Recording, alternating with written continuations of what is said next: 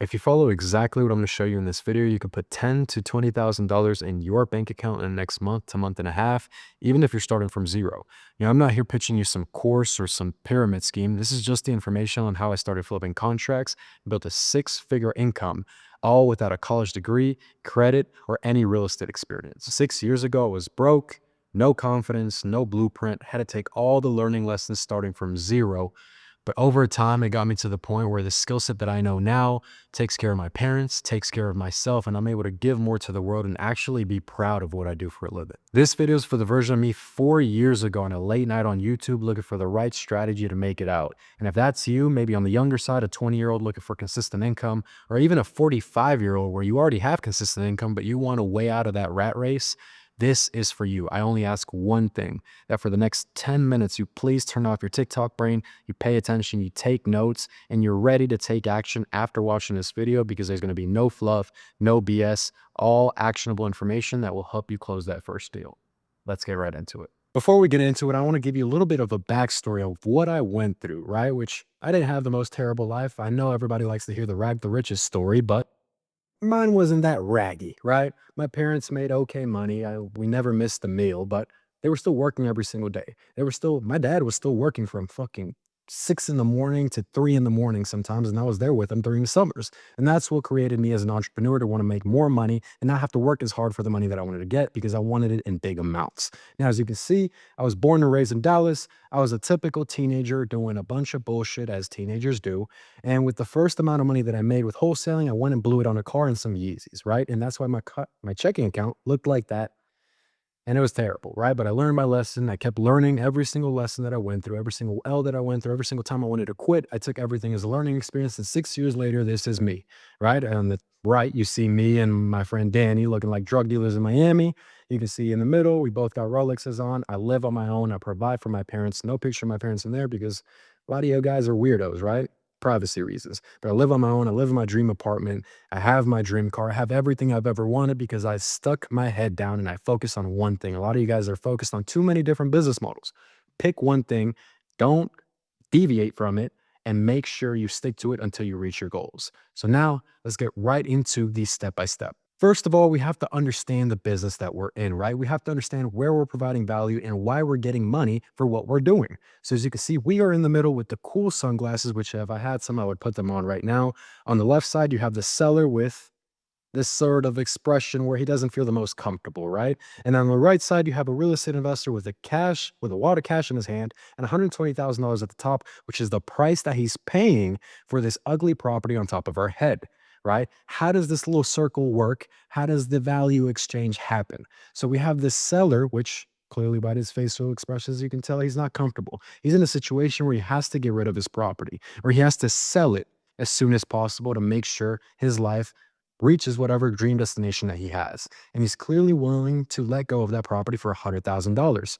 The property is worth more than $100,000, but because we know how to negotiate, we know how to run numbers on these properties, we can get them under contract at a low enough price to where we can go ahead and sell that contract to a real estate investor for more. And that's why you see $100,000 on the left side, 120 on the right side, and us keeping the difference in the middle, right? How does this work? We reach out to the motivated seller. We say, hey, I see that you might be interested in selling your property. If you are, let's go ahead and put this property under contract. The contract says that we're buying the property when in reality, we're not buying anything.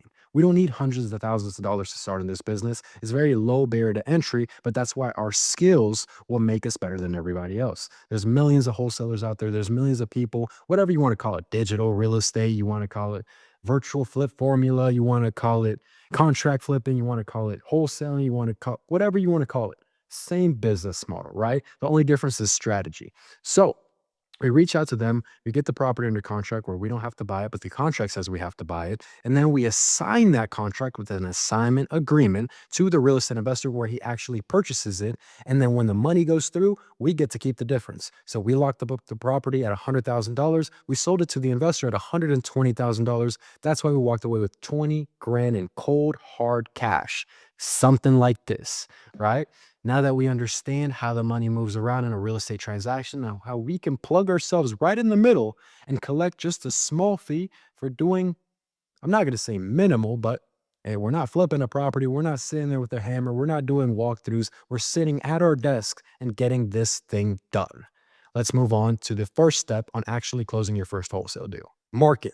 If you don't have a good market, you will prolong your results by a long shot. I can tell you from my personal experience, it took me 7 months to close my first wholesale deal. Now, you ask me why. And now I know the reason years later, but before I did it, it was because I was in Dallas, Texas, my home city, where there's a lot of competition. Dallas is a metro city where millions of people are moving here over the past couple of years, right? Growing market. You might think, hey, this is perfect for wholesale real estate. But the problem is, I wasn't experienced at the time to compete in these sea waters with these sharks. And by these sharks, I mean these huge competitive wholesalers, these huge investment companies, these wholesale companies that are spending a lot of money in their marketing strategies. So I get beat down and I can't compete because I'm just not experienced as them.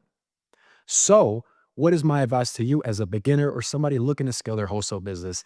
Get out of metro cities. What are metro cities, you might ask? I'm going to tell you off the bat, we're going to skip Arizona. Every single wholesale guru, every single real estate guru, and anybody you could think that makes a good amount of money in real estate, they're all in Arizona. We're going to completely ignore that market. Next, we're going to completely ignore every single main city in Texas, which is Austin, it's Houston, it's San Antonio, and it's Dallas. We're going to ignore those. And you can see the pattern that I'm following along. In Florida, we're going to do the exact same, right? We're going to ignore Miami. We're going to ignore Boca Raton, all these major cities where there's clearly an abundance of real estate activity going on. We want to ignore those because we want to make the barrier to entry to close our first deal as low as possible and as frictionless as possible. I don't want you going through the weeds. I don't want you going through the trenches. I want it to be as easy as possible. That way you can understand the process and you can scale from there. So, as far as your market, I want you to go ahead and pick a blue, either dark blue or light blue, which you can tell by the average price point on PropStream. It'll be on the top right when it comes time to look at the map. And I want you to go into those markets. Why? Because the price point is between $100,000 and $250,000. Now you might be asking, Jay, why won't I go for a $500,000 average price point in a specific market or a 700,000 or a million? I'm going to make more money.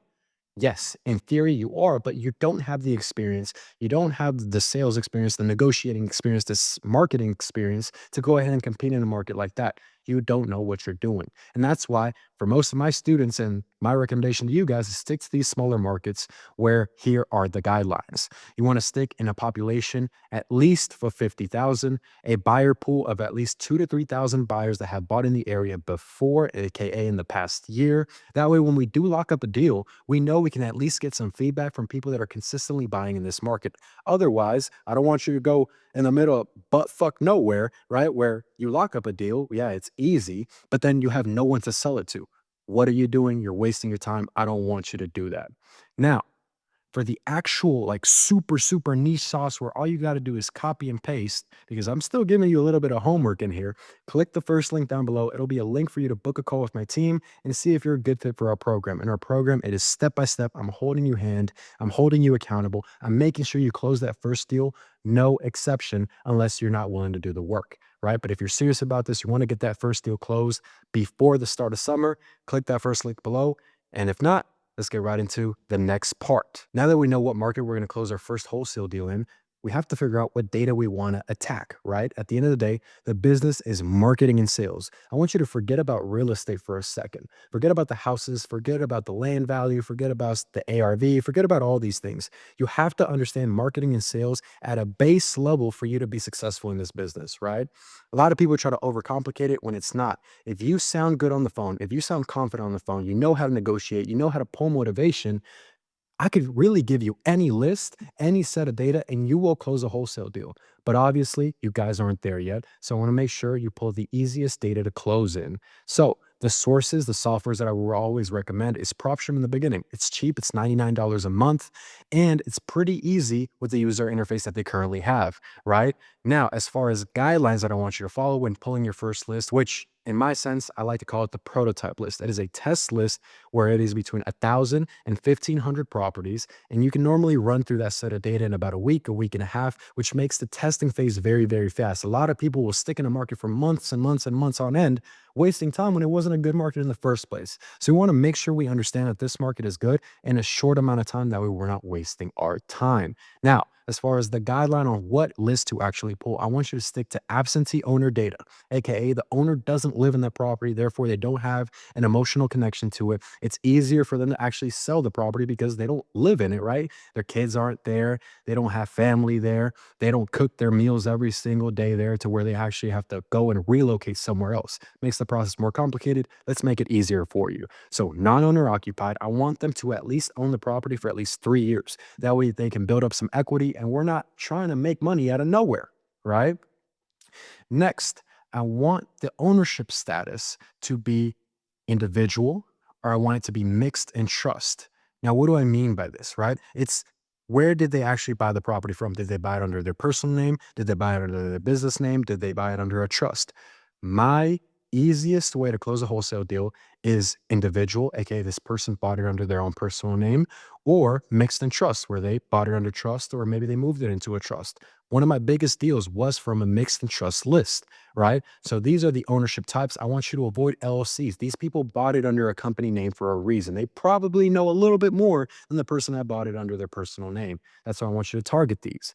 Now, year built, I want you to stick to 1950 to 2010. Anything under 1950 is going to be a little bit harder to sell. It's going to be a vetted investor that's going to want to buy that. And you don't have that many vetted investors in these smaller markets, right? You want to stick to something that's easily sellable, something that you can mass market to an investor or maybe a first time investor where it's not going to be as hard to do the flip on the property, right? It doesn't need that much work. But yeah, 1950 to 2010 is the year built. That way the repairs aren't too crazy depending on, the property's condition.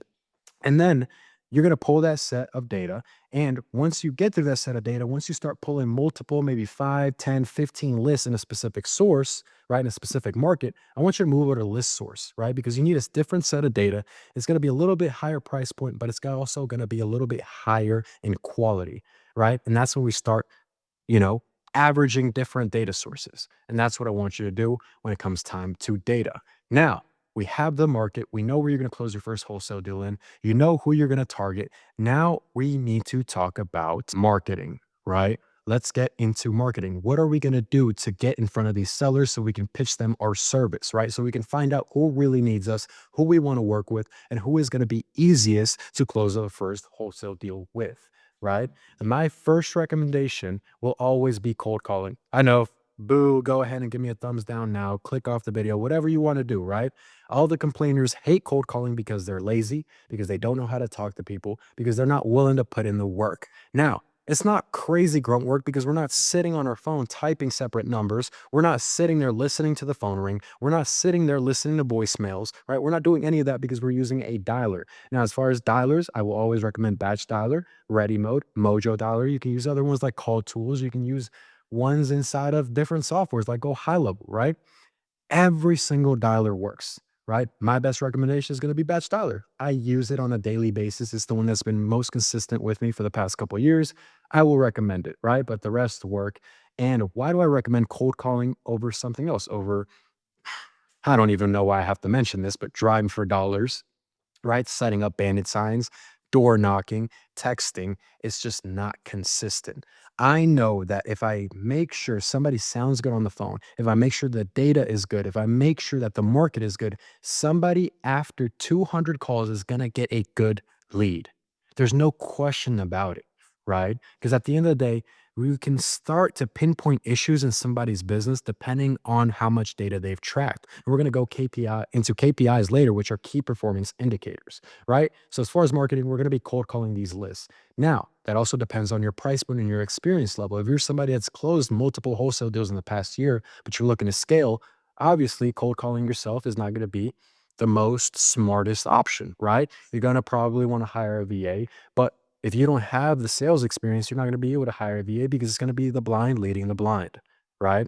So we can talk about that later in a scaling video. But as far as closing your first wholesale deal, I will always recommend cold calling. Now, If you have more money, if you have some sort of experience, if you've already closed your first wholesale deal, then we can talk about a little bit more advanced strategies for somebody that's already advanced in their skill set. And that's when we start talking about property leads, when we start talking about Google ads, Facebook ads, YouTube ads, TikTok ads, Instagram ads, right? Now, with property leads or any other PPL provider, which is pay per lead, where you're paying somebody to run a campaign through a funnel, through a form, and then you get to get that data, that information of, hey, Mary Jones wants to sell her property for this much. This is the property address. This is the motivation, right? You get that straight to you. And now it's a motivated person where you didn't have to cold call for 10 hours to find this person. They reached out to you, right? The problem with that is it's a little bit more expensive. You know, you're going to have to go through 10 to 15 leads to actually get somebody that is kind of a layup deal, right? And if you don't know exit strategies very well, if you don't know novations, if you don't know sub two, if you don't know creative financing, property leads or any PPL provider is going to be a big waste of money because you need to be agile. You need to be willing to navigate these trenches a little bit in terms of exit strategies because not everyone's going to be a perfect cash transaction. Same thing with Google ads, Facebook ads, and running these ads and these campaigns by yourself, which, yes, you're going to get a lower cost per click, right? A lower cost per lead. But the problem is now you're extending your bandwidth if you're doing it yourself, right? Now you have to take time to learn this skill, or you have to pay an agency $3,000 to $5,000 a month, or give away 50% of your profits to an agency doing it for you. So that's more of a scaling video that I need to make and that I will make for you guys if you guys are interested in that, on what would be the right route to scale and, to eliminate a little bit of that bandwidth the right way. So as far as marketing, we got it down. We're going to be cold calling these lists that we pull from PropStream, and then we're going to go ahead and pick the good market. So now we have the market, right? We have the data and we have the marketing. Now let's talk about sales. When it comes to sales, I want you to think of it this way. You are a doctor, right? A doctor doesn't just go out and give away pills to everybody. They don't give away prescriptions to everybody and anybody, right? You have to think of yourself as a doctor, a professional one that prescribes people based on their situation. So when you get on the phone, most people, what they do is they go ahead and say, hey, I heard you were interested in selling. You are? Okay, tell me more about the property. And then they spend the next 5 minutes getting all this pointless information when they don't know if the person's really interested in selling in the first place, right? You have to go through this exact guideline. So you're going to start the call. You want a fast, consistent, confident introduction. You want to say, hey, my name is Jay. Is this Joe? Hey, Joe, how you doing, man? I was reaching out about the property on Main Street, just seeing if you ever thought about selling the property. And you can do different versions of this. You can split test it, whatever you want to do, whatever fits your personality. After that, you want to go straight into motivation. Why is this person interested in selling? What happens if the person doesn't end up selling the property? What is their dream goal after selling this property? Why do they want a specific price point, right? How quickly do they want to sell? You want to get a base level understanding of why they're interested in selling, and make sure in the back of your mind, you have a magazine for a gut. And that magazine needs to get filled up with information that not only you can use to negotiate, but you can use to run the numbers. That way it's easier for you to come with a concrete offer that makes sense for the seller and also makes sense for yourself, so you can pocket that $20,000, right? If you're not doing this the right way, you're going to get off the phone call. They're not going to know your name. They're not going to know who you are. You're not going to have the right information to run the numbers accurately. And then at the end, after you wasted an hour running numbers, they're not even going to pick up the goddamn phone because they don't know who you are. They don't trust you, right? So boom, we get the introduction out of the way. They know who we are. They know what we're calling. We got straight to the point. From there, I would say about 60% of the time, most people are going to say no. But if they say no, I want you to go ahead and still be not productive, but professional, right? I want you to be professional to a point where, hey, I completely understand. Do you know anybody in the area that is interested in selling? Or do you have another property you might be interested in selling? And then from there, hey, they might say no, but they also might say yes. I would say 10% of the time, 10 to 20% of the time, when somebody says no, I can get a referral for somebody else, a referral for another property that they have, and boom, I'm right back into the action, right? Now, next, let's say they do say yes, boom, you get the motivation. Then we want to talk about what are the logistics, right? How can we help this person after noticing what problems they have? That's when we start diagnosing. And if we're very agile, right? If we're like the Avengers, we play every single character. We're each and every single boat. We're ready to go. We're ready to kill, right? We're salesmen. Then we know, hey, this is going to make the most sense for you, going with a realtor. Now, we might not make the most money. We might get a little referral, but at the end of the day, we're not wasting our time with a deal that wasn't going to close in the first place because the seller was very unrealistic with their price point.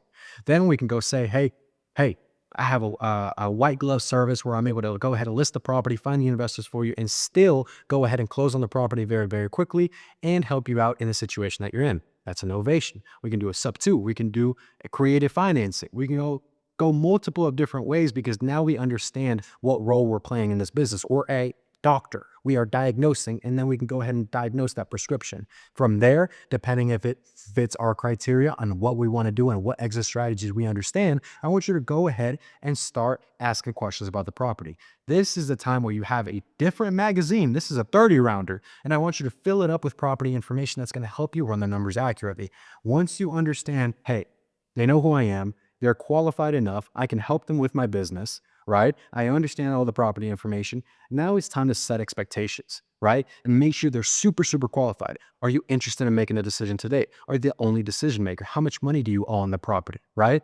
If something doesn't happen with the property, if you don't sell at this certain price point or at a certain time, what's going to happen? Are you willing to keep the property for longer? Are you willing to put a new tenant in there? Are you willing to do all the repairs needed to make sure it sells for the highest price point? From there, we go ahead and mention again our system, mention again how we're going to help them, and we let them know, hey, do you have a piece of paper with you? Do you have a pen with you? I want you to go ahead and write down my name, my company name. This is the phone number I'm going to call you back from, because if we're calling from a dialer, then we're calling from a different number. Either it be a business number, a Google number, a call tools number, or even our personal number, depending on what stage of the business you're at, right? So if you build rapport, if you got all the ammo, not only from the property details, but from the pain points and the motivation and the qualification process, they're going to pick up the phone because they know who you are. They know you're trustworthy. You sound like you know what you're talking about. And that's where we move on to the next steps, which are, it might sound a little bit complicated, but it's not. Simple. You get that contract signed over DocuSign. You go ahead and send it over to the title company. You go ahead and make sure, hey, this property is good to transact. It's good to switch ownership. Then we go ahead and start marketing to buyers. You can use PropStream. The buyer side is a little bit different, right? Because the buyer is B2B. We are a business, right? We're solving this consumer, which is the seller, their problem. But that is a B2C transaction. So it has to be a little bit more sciencey, right? More sciencey, or however you want to call it. It has to be a little bit more of an art, right? A little bit more of a dance, a little bit more of a song, versus B2B is more straight to the point, right? All they care about is the numbers. All they care about is logistics. So that's where it's more straight to the point. That's where I see a lot of people mess up, because it's like, yo, you're treating this buyer like he's a seller, which in some ways it's good, because you still have to build rapport with the buyer, because at the end of the day, that's the person that's going to come back and give you more business. They're going to come back and buy more deals if you ran the numbers correctly and they made money on your deal. But the seller, it's more likely they're not going to get in a fucked up situation like that again, right? And give you more business. If they do, hasn't happened to me. It's probably happened to somebody else. But when it comes down to the buyer side, you're more straight to the point. Make sure you get them to walk the property before even trying to negotiate. And then also get feedback, right? Be open about getting feedback, because they're, at the end of the day, the person that's going to put money in your pocket.